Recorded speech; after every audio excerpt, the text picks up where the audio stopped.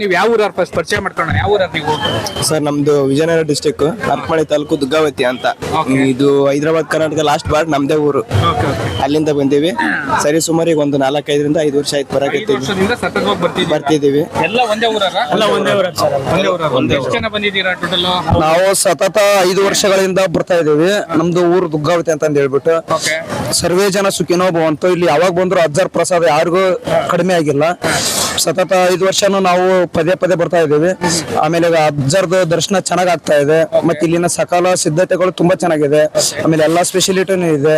ನೀರಿಂದಾತು, ಊಟದ್ದಾತು, ಅನ್ನದಾಸೋಹ ಎಲ್ಲ ತುಂಬಾ ಚೆನ್ನಾಗಿ ನಡೀತಾ ಇದೆ. ಅಜ್ಜರ್ ಇದೇ ತರನ ನಡ್ಸ್ಕೊಂಡು ಹೋಗ್ಲಿ ಅಂತ ಒಂದು ಅಜ್ಜರ್ ಹತ್ರ ನಾನು ಶಿರಬಾಗಿ ಪ್ರಾರ್ಥನೆ ಮಾಡ್ಕೊಂತೀನಿ. ಎಷ್ಟು ಕೊನೆಯದಾಗಿ ಲಕ್ಷಾಂತರ ಮಂದಿ ಬಂದ್ರು ಯಾವ ವ್ಯಕ್ತಿಗೂ ಸಹ ಅನ್ನ ಇಲ್ಲಿ ಕೊರತೆ ಇದೆ ಅನ್ನೋ ಮಾತೇ ಇಲ್ಲ. ಎಷ್ಟು ಜನ ಬಂದು ಸಮೇತ ಅನ್ನ ಸಿಗುತ್ತೆ.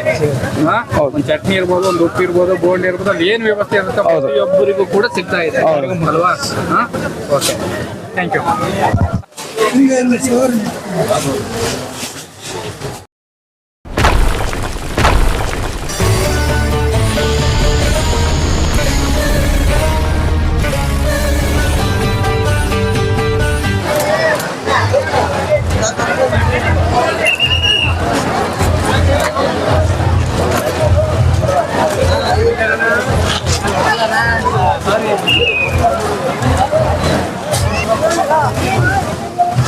ಏನಪ್ಪ ನಿಮ್ಮ ಹೆಸರು? ಮಹೇಶ್ ಅಂತ. ಯಾವೂರು? ತಿಂಗಳಿಗೆ.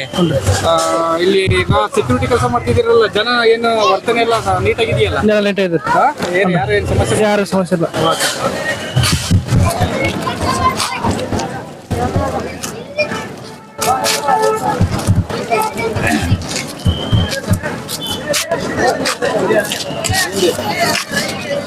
ಮಾಲ್ದಿ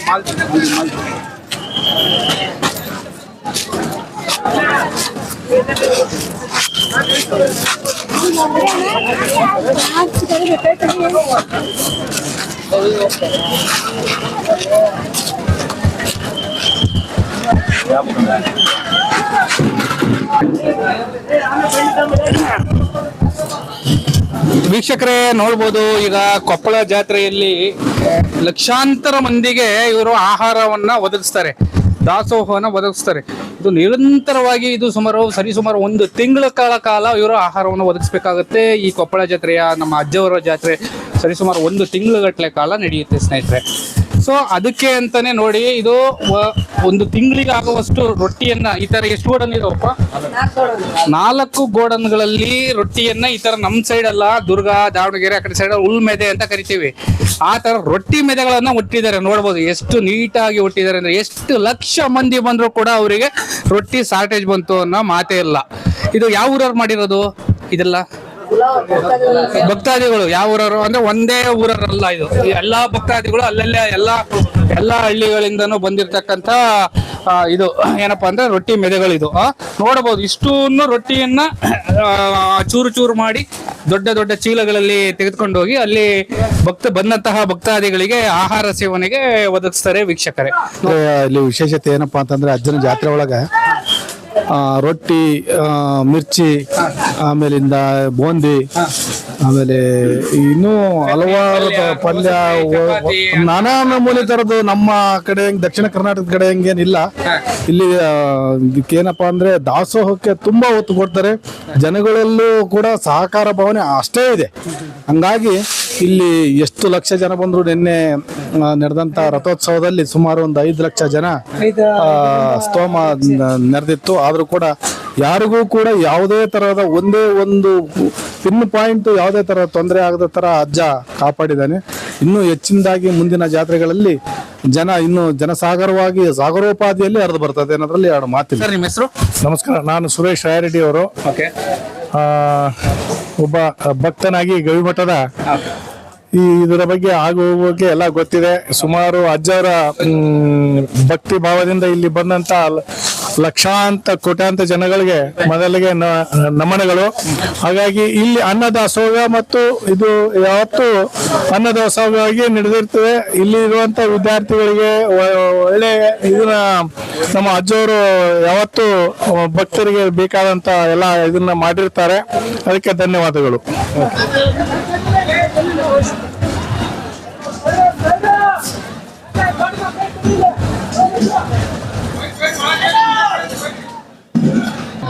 ನೋಡ್ಬೋದು ಇಲ್ಲಿ ಬಂದಂತಹ ಭಕ್ತಾದಿಗಳಿಗೆ ಕೇವಲ ಅನ್ನ ಸಾಂಬಾರ್ ಪಲ್ಯ ಒಂದೇ ಇರೋದಿಲ್ಲ, ಸಿಹಿ ಭೋಜನವೂ ಕೂಡ ಇರುತ್ತೆ. ಸಿಹಿ ಭೋಜನ ಅಂದ್ರೆ ಒಂದೊಂದು ದಿನ ಒಂದೊಂದು ತರ ಇರುತ್ತೆ. ಇವತ್ತಿನ ದಿನ ನೋಡ್ಬೋದು ಮಾಲ್ದಿ ಇದೆ. ಮಾಲ್ದಿ ಸುಮಾರು ಎಷ್ಟು ಲಕ್ಷ ಮಂದಿ ಬಂದರೂ ಕೂಡ ಸವೆಯದಂತಹ ಇರ್ತಕ್ಕಂಥ ಮಾಲ್ದಿ ನೋಡ್ಬೋದು. ಎಷ್ಟು ಇದೆ ಅಂದರೆ ಇಲ್ಲೊಂದು ಕಡೆ ಇದೆ, ಇದರಲ್ಲೆಲ್ಲ ಒಂದು ಅರ್ಧ ಖಾಲಿ ಮಾಡಿದ್ದಾರೆ. ಈ ಕಡೆ 2 ಭಾಗ ಇದೆ ನೋಡ್ಬೋದು. ಇದೆಲ್ಲ ಮುಚ್ಚಿದ್ದಾರೆ ಮಾಲ್ದಿಯನ್ನು ನೋಡ್ಬೋದು. ಇಷ್ಟು ಬಂದಂತಹ ಭಕ್ತಾದಿಗಳಿಗೆ ಯಾವುದೇ ಕೊರತೆ ಆಗದಂತೆ ಮಾಲ್ದಿ ವ್ಯವಸ್ಥೆಯನ್ನ ಮಾಡಿದ್ದಾರೆ. ಇದು ಎಲ್ಲ ಭಕ್ತಾದಿಗಳಿಂದ ಆಗಿರ್ತಕ್ಕಂಥದ್ದು ಅಂತ ಹೇಳ್ಬಹುದು. ಹೆಸರು ಸರ್, ನಮ್ಮ ಹೆಸರು ನಾರಾಯಣ್ ದೊಡ್ಡಮನಿ, ಸಾಕಿನ ಬನ್ನಿಕೊಪ್ಪ ಅಂತಂದ್ರಿ. ನಾವು ಸುಮಾರು 20 ವರ್ಷಗಳ ಒಂದು ಸಾಹಿತ್ಯ ಇವತ್ತಿಗೆ. ಈ ವರ್ಷಕ್ಕೆ ನಾವು ಯಲಬುರ್ಗಾ ತಾಲೂಕು ಮೊದಲೆತ್ತಿ, ಈ ಸರಿ ಕುಕ್ನೂರು ತಾಲೂಕು ಐತೆ. ಕುಕ್ನೂರು ತಾಲೂಕಿನ ಬನ್ನಿಕೊಪ್ಪ ಗ್ರಾಮದವರು. ಸುಮಾರು ನಾವು ಜಾತ್ರೆ ವಿಶೇಷ 2ನೇ ದಿನವಾದಂತ ಇಂದು ಮತ್ ಸುಡುವ ಕಾರ್ಯಕ್ರಮದಂದು ನಮ್ಮ ಗ್ರಾಮದಿಂದ ಸುಮಾರು 500ಕ್ಕೂ ಹೆಚ್ಚು ಭಕ್ತಾದಿಗಳು ಇಲ್ಲಿ ಅಡಿಗೆ ಮಾಡಲಿಕ್ಕೆ ಮತ್ತು ದಾಸೋಹದ ಸೇವೆ ಮಾಡಲಿಕ್ಕೆ ಪ್ರತಿ ವರ್ಷ ಬರ್ತಾ ಇದ್ದೇವೆ. ಅದು ಇದೀಗ 20 ವರ್ಷಕ್ಕಿಂತ ಹೆಚ್ಚಾಗಿರಬೇಕು. ನಮ್ಮ ಒಂದು ವಯಸ್ಸಿನ ಪ್ರಕಾರ ನಾವು 20 ವರ್ಷ ಅಂತ ಲೆಂಗ ಅದ್ಮಾಸ್ ಇಟ್ಟಿವಿ. ಅಲ್ಲಿಂದ ನಾವು ಇವತ್ತಿಗೆ ಬನ್ನಿಕೊಪ್ಪ ಗ್ರಾಮದ ಸಕಲ ಸದ್ಭಕ್ತರು ನಾವು ಸೇವೆ ಮಾಡಕ್ಕೆ ಇಲ್ಲಿ ಪ್ರತಿ ವರ್ಷ ಬರ್ತೀವಿ. ಇದು ಅರ್ಜುನದು ಎಷ್ಟು ಸೇವೆ ಮಾಡಿದ್ರು ಕಡಿಮೆ ಅಂತ ಹೇಳ್ಬೇಕಾಗತ್ತೆ. ಯಾಕಂದ್ರೆ ಅರ್ಜುನದು ಬಂದಂತ ರೋಗಗಳನ್ನು ಕಳೆತಕ್ಕಂತ ಶಕ್ತಿ ನಮ್ಮ ಗುರು ಗವಿಸಿದ್ದೇಶ್ವರ ಸ್ವಾಮಿ ಹತ್ರ ಇದೆ.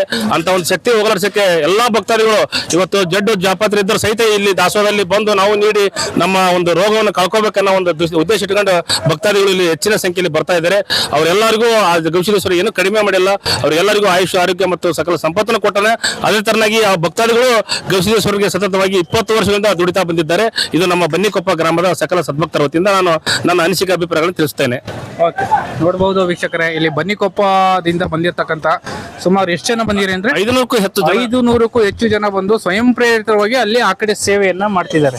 ಅಂದ್ರೆ ತರಕಾರಿ ಹೆಚ್ಚದಿರ್ಬೋದು, ಅಲ್ಲಿ ಏನೋ ಒಂದು ಬೆಳ್ಳುಳ್ಳಿ ಸುಲಿಯೋದಿರ್ಬೋದು, ಮೆಣಸಿನಕಾಯಿ ಹೆಚ್ಚದಿರ್ಬೋದು, ಈ ತರದ ಸೇವೆಗಳನ್ನ ಮಾಡ್ತಾ ಇರ್ತಾರೆ. ನಾನು ಕಳೆದ ವರ್ಷನೂ ಕೂಡ ತೋರಿಸಿದ್ದೆ. ಹೆಣ್ಮಕ್ಳೆಲ್ಲ ಬಂದು, ಹೆಣ್ಮಕ್ಳು ಒಂದು ಗುಂಪು, ಸಂಘಗಳಿಂದ ಒಂದು ಗುಂಪು, ಭಕ್ತಾದಿಗಳು ಒಂದೇ ಸ್ವಯಂ ಪ್ರೇರಿತವಾಗಿ ಬಂದು ಕೆಲಸವನ್ನ ಮಾಡ್ತಿದ್ದಾರೆ. ಅದನ್ನ ಇವತ್ತಿನ ದಿನ ಎಲ್ಲ ಪ್ರತಿಯೊಬ್ಬರು ರೂಢಿಸ್ಕೊಬೇಕಾಗುತ್ತೆ. ಯಾಕೆಂದ್ರೆ ಎಲ್ಲೋ ಒಂದ್ ಕಡೆ ನಾವು ಈ ಆದರ್ಶಗಳನ್ನ ಬಿಟ್ಟು ಇದನ್ನೆಲ್ಲ ಬಿಟ್ಟು ನಾವು ಎಲ್ಲೋ ಒಂದ್ ಕಡೆ ದಾರಿ ತಪ್ಪಿದೀವಿ ಅನ್ಸುತ್ತೆ. ಇದನ್ನ ನೋಡಿದ್ರೆ ಪ್ರತಿಯೊಬ್ಬರು ಇವರ ಹಾದಿಯಲ್ಲೇ ಬರಬೇಕು ಅಂತ ನಾನು ಹೇಳ್ತೀನಿ. Okay, thank you.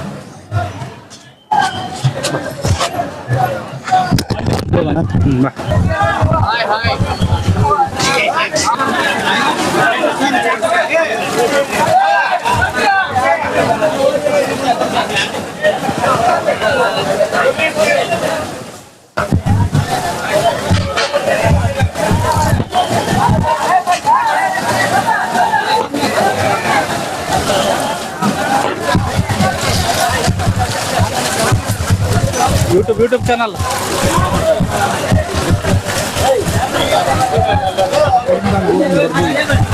ಬಾ, ಇಲ್ಲಿ ಗುರುಗಳೇ ತಿಂಗಿಡ್ಕ ರನ್ ಆಗಿರ್ಬೇಕು. ಈ ತರ ನೀರು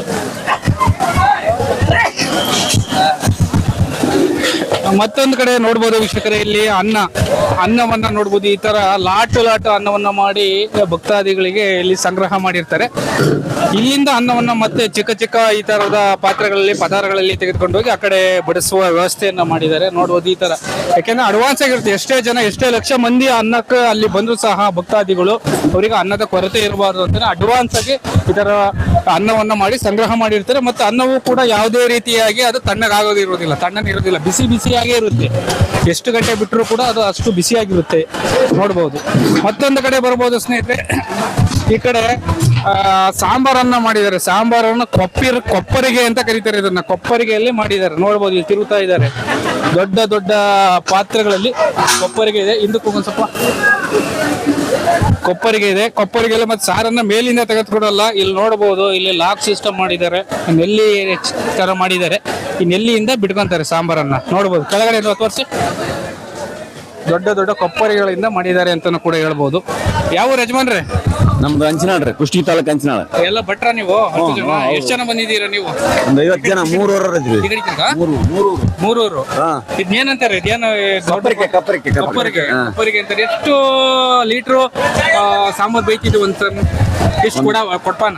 ಕೊಡಪನಿ ಲೀಟರ್ ಗಟ್ಲೆ ರೀ ಅದು. 4000 ಲೀಟರ್ 4000 ಲೀಟರ್ ಒಂದು ಸಾರಿ ಇಲ್ಲಿ ಸಾಂಬಾರನ್ನ ಮಾಡಿದ್ರೆ ವೀಕ್ಷಕರೇ 4000 ಲೀಟರ್ ಸಾಂಬಾರನ್ನ ಮಾಡ್ತಾರೆ. ಇಂಥವು 6 ಕಪ್ಪರಿಕೆ ಮಾಡ್ತಾವ. ಇಂಥವು 6 ಕೊಪ್ಪರಿಗೆ ಒನ್ ಟೈಮಿಗೆ. ಒಂದು ದಿನಕ್ಕೆ ಎಷ್ಟು ಕೊಪ್ಪರಿಗೆ ಹೋಗುತ್ತೆ? 11 ನಿನ್ನೆ 11 ಆಗೈತೆ, ಇವತ್ತು 12 ತನ ಹೋಗ್ಬೋದು. ಇವತ್ತು 12 ತನ ಹೋಗ್ಬೋದು ಕೊಪ್ಪರಿಗೆ.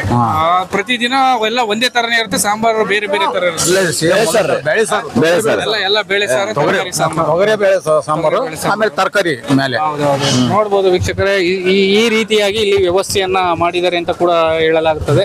ಯಾಕೆಂದ್ರೆ ಚಿಕ್ಕ ಪುಟ್ಟ ಪಾತ್ರೆಯಲ್ಲಿ ಮಾಡಿದ್ರೆ ಅಲ್ಲಿ ಇರ್ತಕ್ಕಂಥ ಲಕ್ಷಾಂತರ ಮಂದಿಗೆ ಇಲ್ಲಿ ಸಾಂಬಾರನ್ನ ಹೊಂಚೋದು ಕಷ್ಟ ಆಗುತ್ತೆ. ಒಂದ್ ಟೈಮ್ ಮಾಡಿದ್ರೆ ಇದು ಎಷ್ಟು ಮಿನಿಮಮ್ ಒಂದು ಕೊಪ್ಪರಿಗೆ ಇರ್ತಕ್ಕಂಥ ಸಾಂಬಾರನ್ನ ಎಷ್ಟು ಜನ ಊಟ ಮಾಡ್ಬೋದು? 25,000 ಇಂದ 30,000 ಜನ ಮಂದಿಗೂ ಕೂಡ ಅಡಿಗೆ ಮಾಡಿ ಬೇಕಂತನೋರು ಈ ಭಟ್ರು ಏನ್ ಇತ್ತಿತ್ತು ಇಲ್ಲ ನಿಂತಿದೆ. ರುದ್ರೇಶ್ ಕೋಟೆ ನೋಡಿ ಇಲ್ಲಿ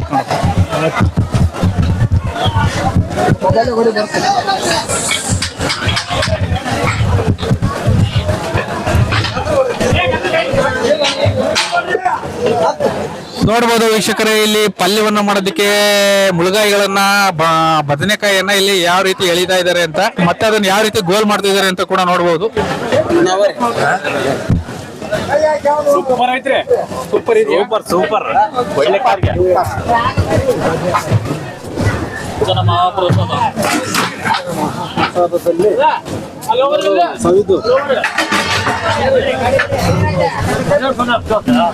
ಬೆಂಡೆಕಾಯಿ ಪಲ್ಯ, ಇದೇ ಎಷ್ಟು ಸಾವಿರ ಜನ ತಿಂತಾರೆ ಈ ಪಲ್ಯನ? ಮಿನಿಮಮ್ 1000 ಜನ ಊಟ ಮಾಡ್ತಾರೆ. ಇದಾ 1000 ಜನ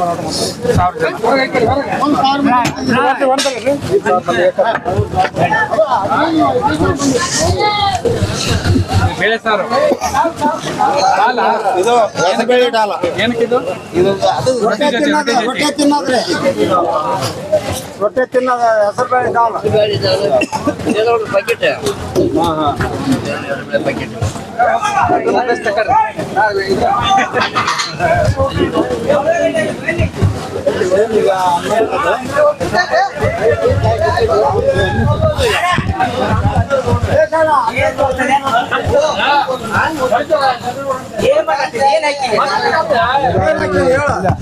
ಬರ್ರಿ ಮಾತಾಡ್ ಬರ್ರಿ,